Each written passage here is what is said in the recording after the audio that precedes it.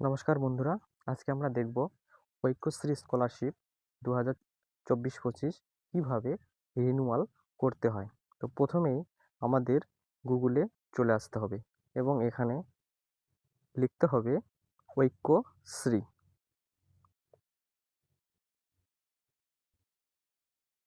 লিখে সার্চ দিতে হবে।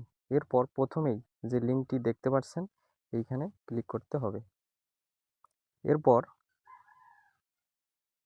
এরপর দেখতে পাচ্ছেন স্টুডেন্ট এরিয়া, এখানে ক্লিক করতে হবে। এরপর রিনিউয়াল ইউর অ্যাপ্লিকেশন এবং ফ্রেশ রেজিস্ট্রেশন দুটো অপশন দেখতে পাচ্ছেন। এইখান থেকে আমরা রিনিউয়াল ইউর অ্যাপ্লিকেশন 2024-25-এ ক্লিক করব। করার পর একটু নিচে আসতে হবে। এখানে অ্যাপ্লিকেশন আইডি এবং ডেট অফ বার্থ অর্থাৎ জন্ম তারিখ দিতে হবে, অ্যাপ্লিকেশন আইডি দিতে হবে, যেটা গত বছরের যে অ্যাপ্লিকেশনটা ছিল সেই অ্যাপ্লিকেশন নাম্বারটা দিতে হবে এবং জন্ম তারিখ দিয়ে ডিস্ট্রিক্ট সিলেক্ট করতে হবে। করার পর ক্যাপচা দিয়ে লগইনে ক্লিক করতে হবে। এবার ওটিপি ভ্যালিডেশন নামে একটা পেজ খুলে যাবে।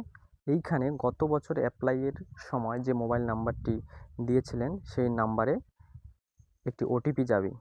সেই ওটিপিটি এইখানে বসাতে হবে এবং সাবমিটে ক্লিক করতে হবে। লগইনে ক্লিক করার সাথে সাথে এইখানে ওয়েলকাম দিয়ে আপনাদের নাম দেখাবে এবং দুটো অপশন দেখতে পাচ্ছেন, renewal application or withdrawal application. Withdrawal অ্যাপ্লিকেশনে যদি ক্লিক করেন তো সেক্ষেত্রে আপনাদের অ্যাপ্লিকেশনটা বাতিল হয়ে যাবে এবং আবার নতুন করে করতে পারবেন। তো আমরা রিনিউয়ালে ক্লিক করব। এবার রিনিউয়ালে ক্লিক করার সাথে সাথেই দেখতে পাচ্ছেন আপনাদের ডিটেলস চলে এসেছে এবং এখান থেকে আপনি দেখতে পারবেন, মিলিয়ে নেবেন, একটু নিয়ে নিচে আসবেন। নিচে এসে সাবমিট অ্যান্ড নেক্সটে ক্লিক করবেন। এবার রিভিউ একাডেমিক ইনফরমেশন, এবারে আপনাদের যে শিক্ষাগত যে ইনফরমেশন রয়েছে তথ্য সেগুলো এইখানে একটু মিলিয়ে নিতে হবে। প্রথমেই রয়েছে প্রিভিয়াস ইনস্টিটিউশন নেম, তো আপনাদের পূর্ববর্তী যে শিক্ষা প্রতিষ্ঠান তার নামটা এখানে দেখতে পাবেন এবং গত বছরে আপনি যে কোর্সে পড়ছিলেন বা ক্লাসে পড়ছিলেন সেইটা দেখতে পারবেন। এগুলো একটু ঠিক করে দেবেন বর্তমান যে শ্রেণীতে পড়েন সেই অনুসারে, এবং এখানে ইয়ারটা দেখতে পাচ্ছেন 2024-25 করে দেবেন। এরপর পূর্ববর্তী পরীক্ষায় অর্থাৎ আপনি লাস্ট পরীক্ষায় কত % নাম্বার পেয়েছেন সেইটা এখানে লিখে দেবেন। দেওয়ার পরে নিচে সাবমিট অ্যান্ড নেক্সটে ক্লিক করবেন।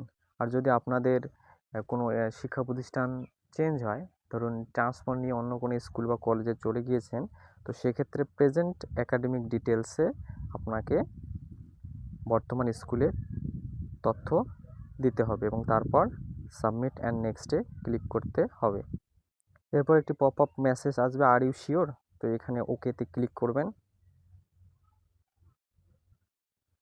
এবার দেখতে পাচ্ছেন রিভিউ ব্যাংক ডিটেলস, এবারে আপনার ব্যাংকের যাবতীয় তথ্য এখান থেকে account number, IFSC code, branch এগুলো মিলিয়ে নেবেন এবং আপনার পাসবুকে যে নাম সেই নামটার সাথে এটা এখানে মিল আছে কিনা সেটা মিলিয়ে নিয়ে কনফার্মে এই চেক বক্সে টিক দিয়ে সাবমিট অ্যান্ড নেক্সটে ক্লিক করে দেবেন।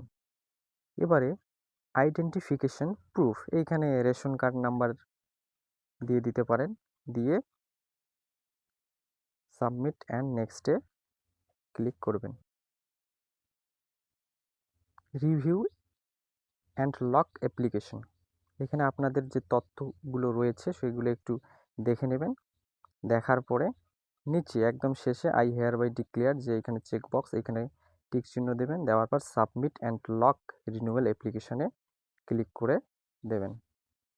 এরপর প্রিন্ট রিনিউয়াল অ্যাপ্লিকেশন, এইখানে ক্লিক করে একটা প্রিন্ট বের হবে, তার সাথে আপনার আধার কার্ড, রেশন কার্ড, ব্যাংকের পাসবুকের প্রথম পেজ, ইনকাম সার্টিফিকেট, মার্কশিট সব কিছু জেরক্স করে অ্যাটাচ করে আপনাদের স্কুল বা কলেজে জমা দেবেন।